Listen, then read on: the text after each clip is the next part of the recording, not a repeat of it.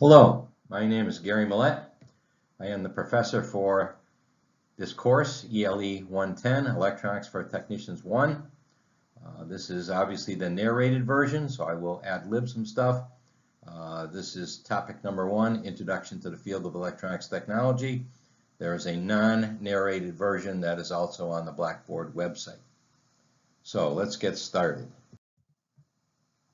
What does the electronics technology field consist of? Well, those of us in the field know that electronics technology is a very vast field with many different technology implementations under its banner.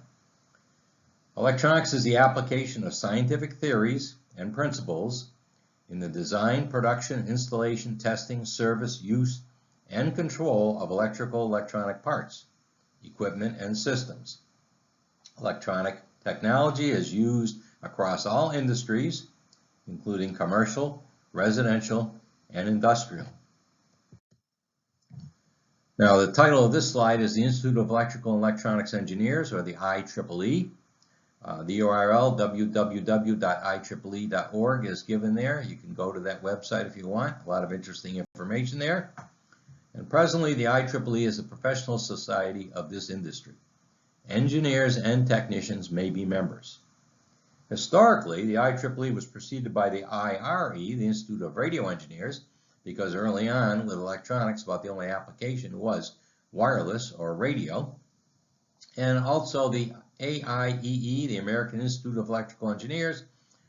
These two organizations or groups merged in 1963 to form the IEEE. Today, the IEEE has 39 technical societies that cover the broad field of electronics technology. Some of these IEEE societies are listed here, so you will recognize a lot of these areas. Let's go over the list. Some of the areas covered include aerospace and electronic systems, antennas and propagation, broadcast technology, circuits and systems, communications, and you might notice that a lot of these are related, but we've kind of specified them down to a little more granular level. Computational intelligence, computer, consumer technology, control systems, dielectric and electrical insulation. You wouldn't think of that too much being involved, but it is. Electronics education. That doesn't mean that the IEEE is a school. It does have courses, but it's more interested in refining education and teaching electronics and electrical engineering in a better way. Electromagnetic compatibility, electronic devices, electronics packaging, engineering in medicine and biology, geoscience and remote sensing, industrial electronics, industry applications, information theory, and we have two slides here. Continuing all these societies, instrumentation and measurement, intelligent transportation systems, magnetics, microwave theory and technology, nuclear and plasma sciences, oceanic engineering, photonics, power electronics, power and energy, product safety engineering, professional communications, reliability, robotics and automation, signal processing. There's a society on social implications of technology. There's a solid state circuits. There's systems, cybernetics, technology and engineering management, ultrasonics, ferroelectrics and frequency control, and finally, vehicular technology. Now, you may guess that some of these organizations are more popular or less popular depending upon, the time that's involved. If all of a sudden one of these becomes a hot topic, well, it becomes an important society. Usually what happens is we are developing new societies as technology emerges for various new technologies, and again, this list will change as time goes on. So let's move along here a little bit. The IEEE also has technical communities.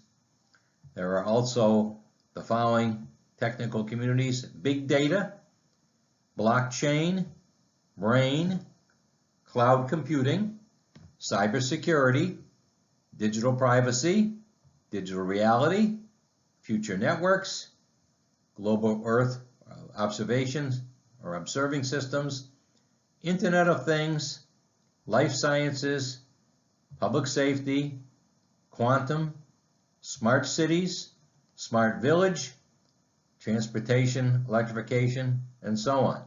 Now, these communities may eventually become societies, and you might recognize some of these words. They're kind of the buzzwords of 2022, and some of them may not ever become societies. There are also IEEE technical councils. The technical councils presently are biometrics, electronic design automation, nanotechnology, FRID, sensors, superconductivity, and systems. So again, the councils may become societies eventually also, but as one can see, the breadth of areas that are under the electronics technology banner is quite large indeed. The areas that have the most technicians are computers, communications, control, and consumer electronics, aka also known as the 4 C's, if you will. So I've got some pictures here which will be familiar to everyone. Here you see a bunch of computers, computer stations, and some type of lab or whatever. There's a keyboard, the mouse, and the screen. You don't actually see the devices themselves, and at this point in time, it turns out the desktops are kind of going the way of the dinosaur. What might happen in the future is you might have things like NUCs or devices so small that they're inside the video display. Let's take a look at the next slide here, next picture. And of course, this shows this is supposed to represent computer technology. In the middle, you see the buildings, which are probably all have building automation built in, which is computers running the heating and cooling and so forth, and the lighting. And of course, you see in the middle there the binary numbers, which present-day computers run on. Moving along. The next picture shows again a little more of this, where we have some type of printed circuit board and the connections on the printed circuit board, and over to the right, binary numbers. So again, these are representative of the technology. Here's communications technology, and this shows routers, it looks like, with computer networking. That's a big field. We have a computer systems engineering technology program here at Springfield Technical Community College, where the students learn networking on Cisco equipment. So moving on. This one shows you some technology which you're very familiar with today, and that is wireless. And it shows the cell tower with a bunch of wireless antennas, all the connections to the cell tower with coaxial cable there and so forth, and several other different antennas. So again, wireless technology is big at this point in time. It's a very large technology area. Communications technology, here we have a satellite on the left-hand side, and it turns out most of our entertainment gets broadcast by satellite downlinks. On the right-hand side, we have a fiber optic cable and a terrestrial planet here, Earth. It turns out that fiber optic cables have supplanted most other forms of transmission lines to bring data far and wide, under the oceans to all the continents. So, what I'm going to show you here is control technology is a block diagram of control technology. And it turns out there's a closed loop system, so you see that there's something way over in the far right, the load. turns out there's a motor driving that load. There's a current sensor on the motor which gets fed back. There's a little circle there with a cross in it, which actually is a symbol for a comparator. And it turns out that we compare what we set the motor speed to be, and we have a speed controller, a current limiter, that goes into that circle with a cross in it. And what happens is the current sensor tries to make the current going to the motor what it's supposed to be. We have a speed sensor, and that comes back, and that's compared with what we've set the speed to. So a closed loop, in this case, we have 2 feedback loops, and this is a closed loop control system. And of course, all this stuff would be electronic in nature.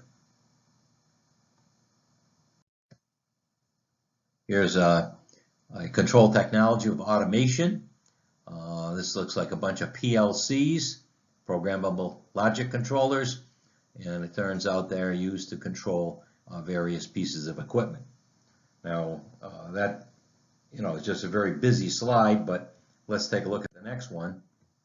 So here we have a factory with a bunch of robots, and it turns out that these things are all controlled by computers, and they have to be controlled in synchronous with one another, or else everything would fall apart. So again, it's a rather interesting technology, and it's becoming very sophisticated as we go along. Now, the consumer, the fourth C is consumer electronics technology, and here's a picture of a high-definition TV. Most of us have a flat-screen TV like this, high-definition versions in our homes or apartments at this point in time. Here's one of the few technologies that the price goes down. When these things first came out, they were, $2,500. Now you can get a fairly large one in the hundreds of dollars range, and again, the quality is super at this point in time. Our TV system used to be analog at one time. It has now become a digital system. And other consumer electronics technology devices here. Again, the flat screen TV is shown there. Things like wireless headphones, Fitbits, iPads, computers, looks like Bluetooth speakers, cameras, and so forth. Smartphones, all these things are consumer electronics technology devices. And of course, we know that most of these things, because of micro-miniaturization, cannot be repaired very easily. So for photonics technology, here we show a laser system, and you can see a lot of lenses and so forth, and obviously this is a vibration-free table there that we have some of those down the end of the hall here on the 6th floor of building 17 for lab work. Here again, another laser system here. You can see the laser beam, and again reflected off of one lens or mirror through another lens. And one of the newest things in the photonics field is photonics ICs, or what we call PICs. So here shows a integrated circuit that has a PIC on it with input waveguides, and it's a optical 2x2 optical gate, and it turns out they show a light wave and a waveguide coming in, signal A1 in figure A there, and it turns out some signal comes out of B1 and B2. That would be called a partial. In figure part B of this, we show bar, cross, and partial for the gate aspect of this photonics PIC. And then in C, D, and E, there's some other, shows an optical phase shifter, or maybe a couple of them, or a tunable coupler in the arms of the photonic IC. And of course, autonomous vehicles are almost here.